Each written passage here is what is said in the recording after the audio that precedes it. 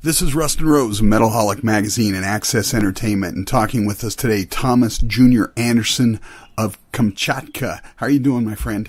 Yeah, I'm very good. Thank you, Rustin. I'm having a cup of coffee, actually, as we speak. It ended last night with your song. It started this morning with your song, Get Up, Get Your Game On. Soon as I wake up, that song's in my head. So thank you for that little ear nugget right there. You're welcome. You're welcome. So, nice rhythm to start the day with. And the new album, Long Road Made of Gold, out today, I believe is the date, right? Yeah, correct. This is the official release day, yeah. Well, congratulations on that for sure. It's a fantastic record. Yeah, thank you very much. It came out great. I think that the songs are cool and it sounds good, yeah. So, super happy today, yeah.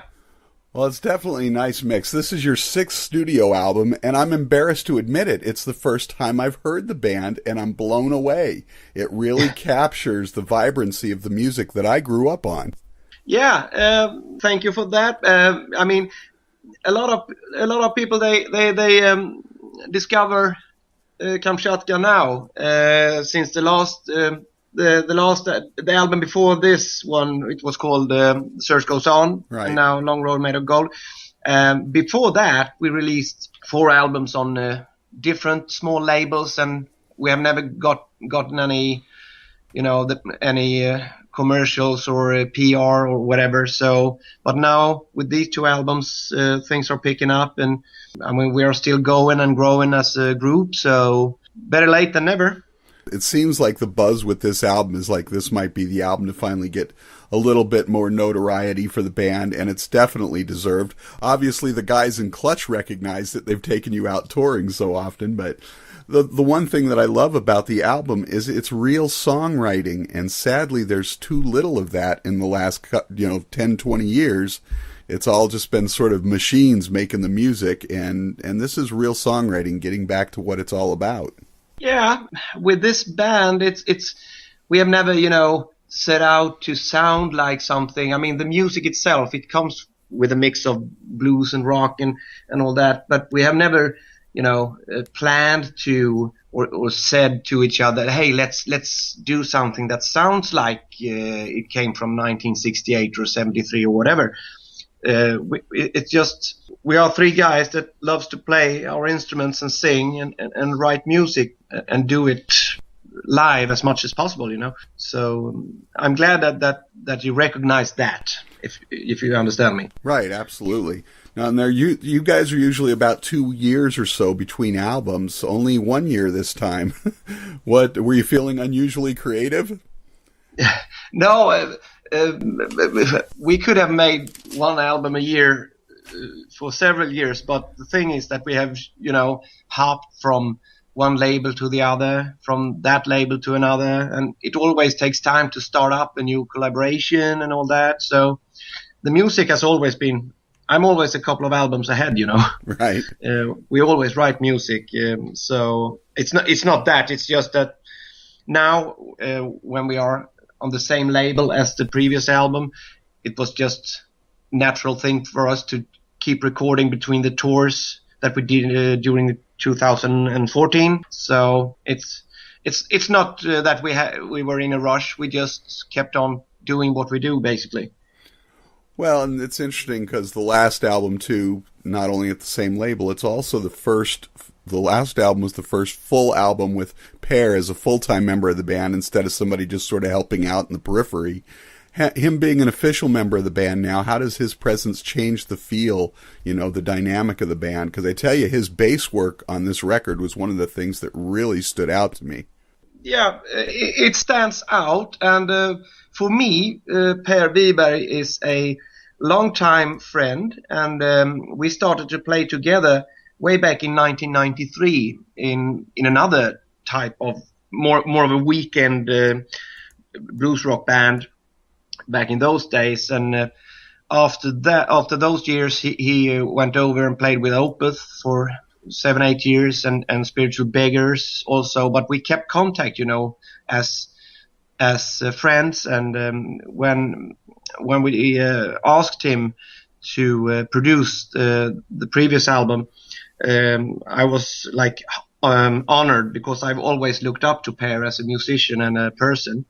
So, and also, of course, when he joined the band, me and Toby, we were super happy, because he is such a great artist, and the sound when he joined the band, I mean, immediately the direction of the music changed a little bit more to, because Per is a rocker, you know, right? So it got more like straightforward, and he wanted to. Especially with the previous album and this Long Road Made of Gold album, he wanted to focus on the rock music of Kamchatka, maybe a little bit less of the progressive stuff. So and I'm super happy with that, because I'm also like I really enjoy to play fast songs, straightforward, just knock the trees down. Well, let's talk about the new album, Long Road Made of Gold. First off, is there any significance to the title other than it's two of your song titles pushed together? Or? Yeah, you saw that. Yeah.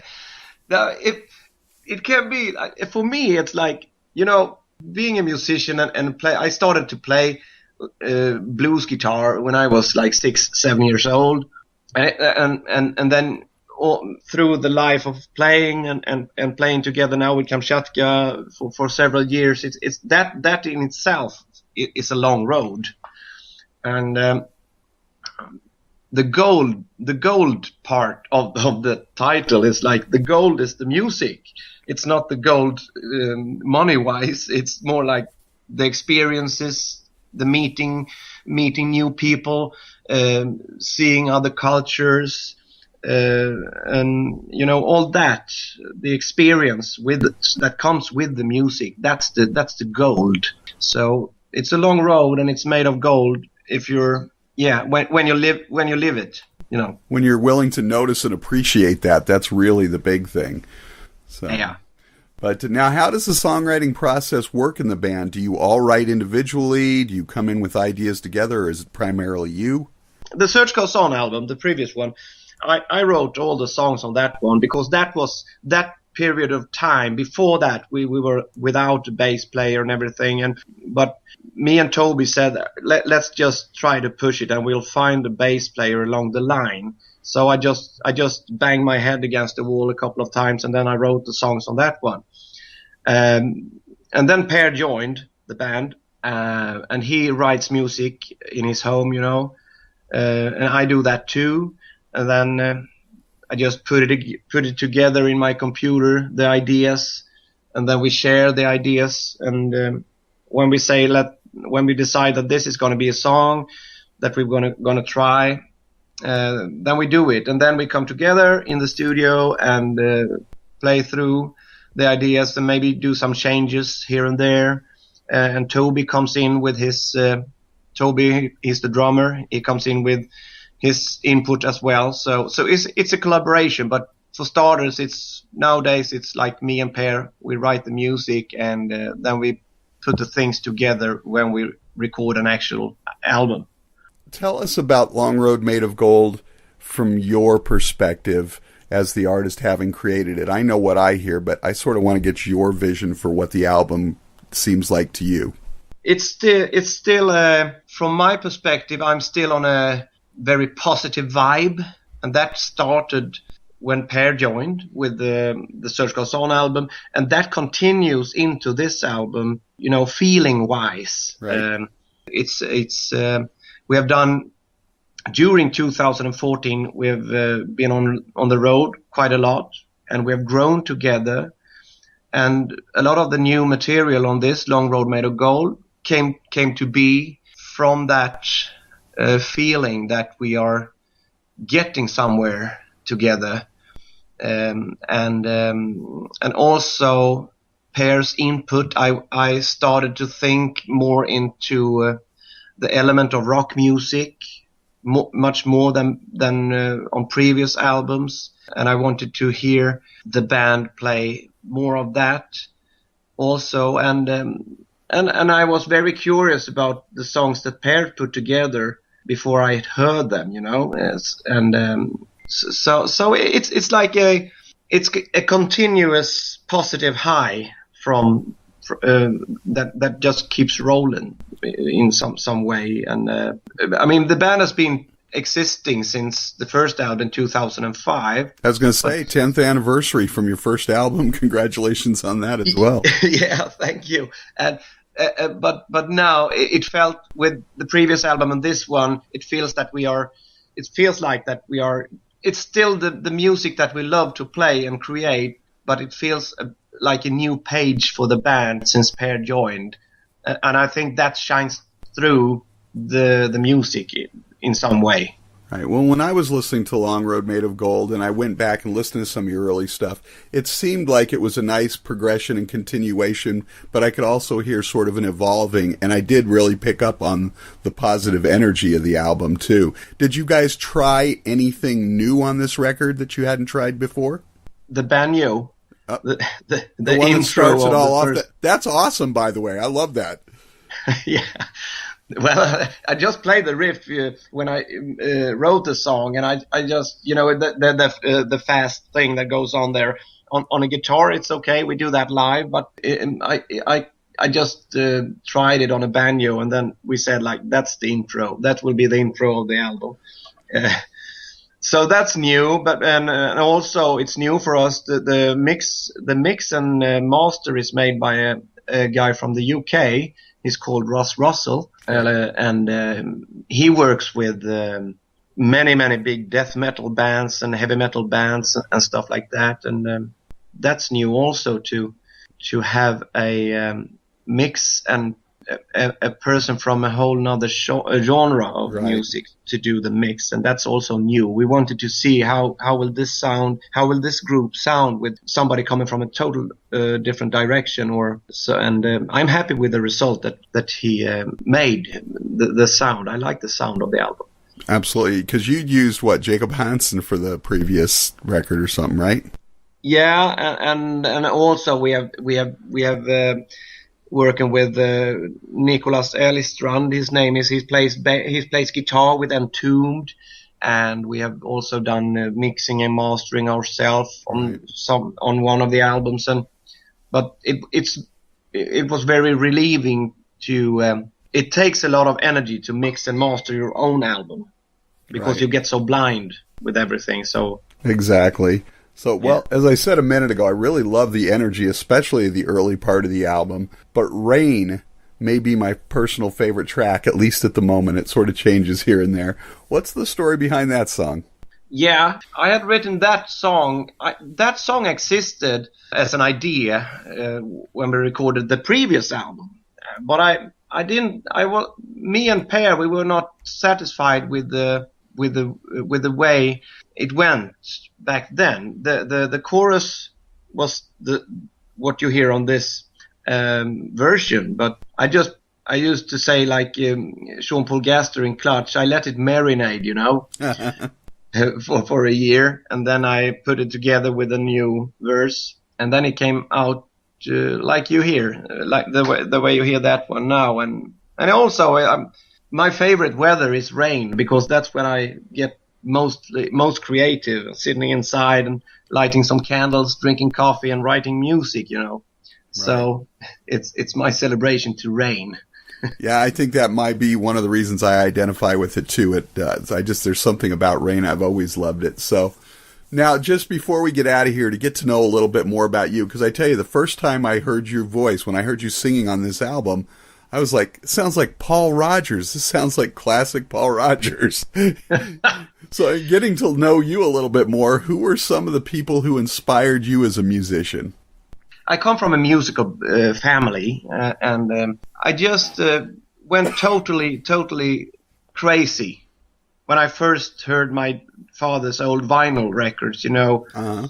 It was like Creedence Clearwater Revival, and but it was not so much guitar players, because that came when I started to discover that when I was a little bit older, like 10 or 11 years old. Then I found all Eric Clapton and Jimi Hendrix and Albert King, B.B. King, rest in peace, by the way, and all those greats. But the main inspiration was It's just that I heard rock music randomly when I was like random bands, rock music when I was really young. And then, I don't know, I just exploded, and I'm still exploding listening to all that.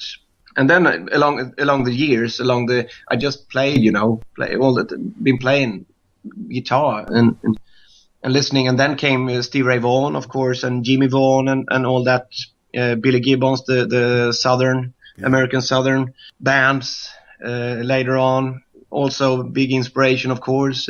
But it varies. And now with Per on board the band, he has this huge library of music all the time in his head, and I get exposed to new things, and so much great music. It can be everything that has got to do with human soul that comes out in music. I think I like that. Right. Were there 2 or 3 albums in particular that sort of were pivotal moments for you when you heard them? It sort of set you on a path or sort of changed your idea of what you were doing? Well, I guess when I heard exactly one album that I bought very early on, I think I was 13 years old. It was a lot of people know this album, of course, but it's John Mayall, the John Mayall album with Eric Clapton from 1966, with all the classic songs on it, with Hideaway and all those. The British blues explosion. Mm-hmm. That album in particular, that was like, as a guitar player, from that point of view, that really changed what I wanted to set out to do. And after that, it was, I think, ZZ Top's first album. Also, that I thought that was also another way of expressing the blues and the rock music. ZZ Top, Billy Gibbons, such an underrated guitar player. He is so phenomenal. Yeah, I think he's one of the best guitar players that ever existed, because he has such a taste for the one note, the note in the right place all the time. And he seems to be such a cool guy, and I would love to meet him one day, but we'll see. But also, Texas Flood, Stevie Ray's first album, when that came out in the 80s. I mean, the 80s was not supposed to be music like that, but he launched that, and that was also a big thing. But that's me coming from the blues. But nowadays we mix everything up with Kamchatka. So. And it sounds fantastic. So before we get out of here, just for fun, is it true that you guys originally called the band Shrimp Monkeys? Yeah, that's true. Yeah, it's true. But the record label, it's called Grooveyard Records, upstate New York, small label there.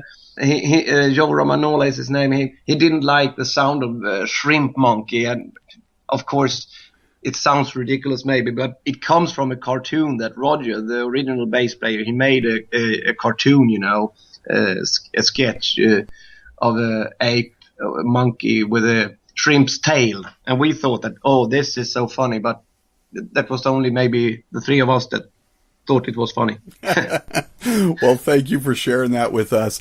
Thomas, thank you so much for taking the time. Fantastic record, and I hope one of these days we can get you over to the States. Maybe Clutch will pull you over, and we can get a chance to check you out live, because what I've seen online has been pretty impressive. Oh, thank you so very much. And then, we will cross the pond. No worries. All right. Well, you take care, my friend.